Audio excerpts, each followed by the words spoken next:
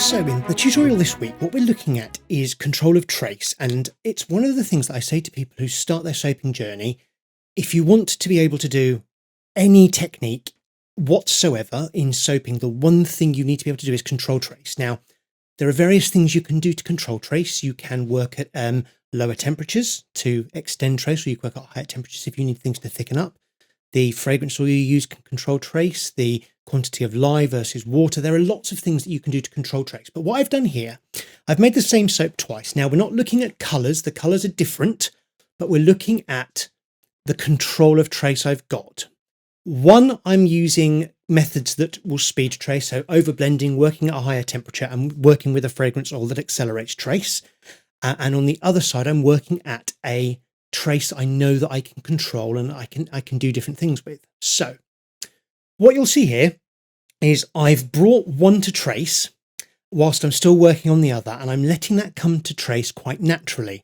And you'll spot here the time difference. One, I have blended until it's thickened, A, because it's hotter, B, because it's got a fragrance oil that accelerates trace, and C, because I am literally blending it so it gets thicker. So you can see the difference between the two.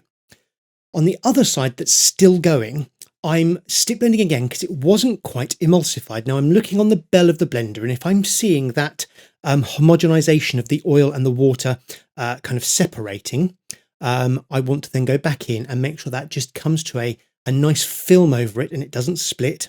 And then I know I've got trace. Now I work at this trace for everything I do. And if I need a thicker trace, I will inherently allow the batter to come to trace. And I know that my batter will take somewhere in the region of about 45 minutes to get to a medium trace. And I know it's going to take about an hour to an hour and a half to get to a thicker trace. So as you'll see here, I'm pouring one in and it's pouring in beautifully, and it is nice flat layer. In the other one, with the no trace control, you can see how lumpy and bumpy, and I'm trying to spoon it out and it's gone like scrambled egg, and I've now got to try and get that into the mold and working. I'm tapping it on the table. I'm actually using my fingers at one point to stop any air bubbles getting in there. It was horrible to work with that, and it doesn't give me the look I'm going for. Whereas if you look at the controlled trace side, you can see how nice and flat and smooth that is, and that will thicken in more time, but it will get there. And I'd much rather work with a trace that's nice and thin, as in the right hand side, than with the lumpy bumpy scrambled egg version on the left. So this is exactly the same soap, it's exactly the same process, but I'm doing it with two different traces. So again, working with a fragrance oil that's going to accelerate on the left and nothing on the right.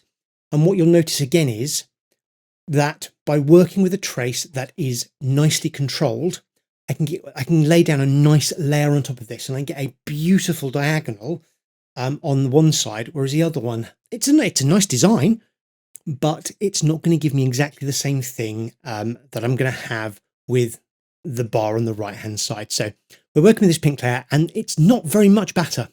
And when you're working with less batter, it takes less to actually get that to a thicker trace. Now I did manage to control the left hand one quite well on this one because it was less batter. But again, it's one of those things that I've got way more time on the right hand side there to pour it in. It's leveling out. You can see now that I've got to go back in. I've got to tap the left hand side one, and I've got to make sure that that is absolutely filling all the nooks and crannies and crevices and cracks that I've made in that one. Now, when we get to this point here, it was very late, and I thought, well, actually, let's do another experiment here. So what I did is, with the no trace control version, you can see there I'm getting my oils together, I stopped.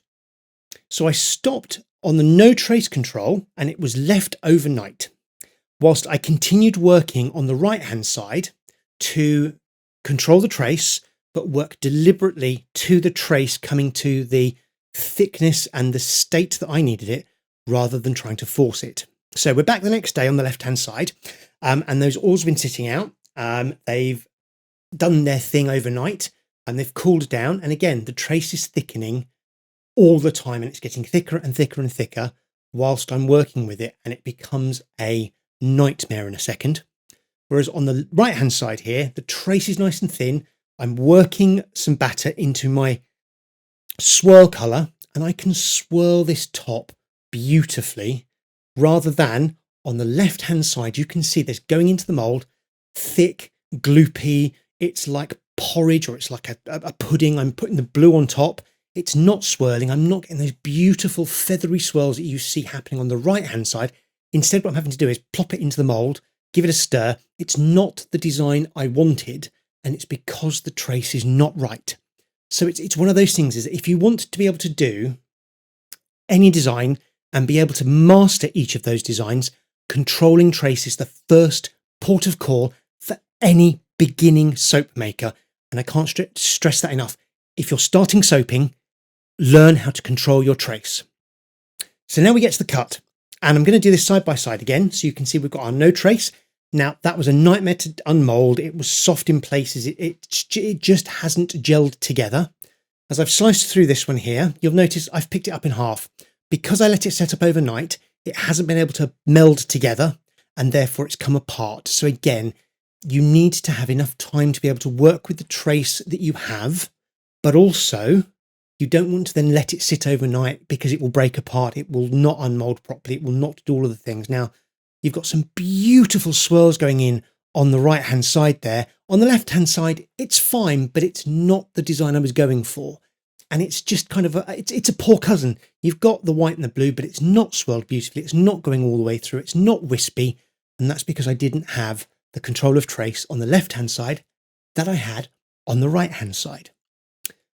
Now, I know in this video I haven't gone through particularly in how you can control trace, because there are so many ways of controlling trace and so many variables that you have to bear in mind. It's quite a long subject, but if you'd like me to go through some of the ways that you can control trace, let me know in the comments below, and I'll make a video specifically aimed at how do you control trace. So if you've enjoyed this video, please give it a like. And if you haven't already, please subscribe to my channel. It really helps me grow and allows me to make more videos and tutorials for all of you. When you subscribe, don't forget to click the bell icon if you'd like to get notified when a new video is uploaded. And thanks a lot, Soapsters. I'll see you again next time.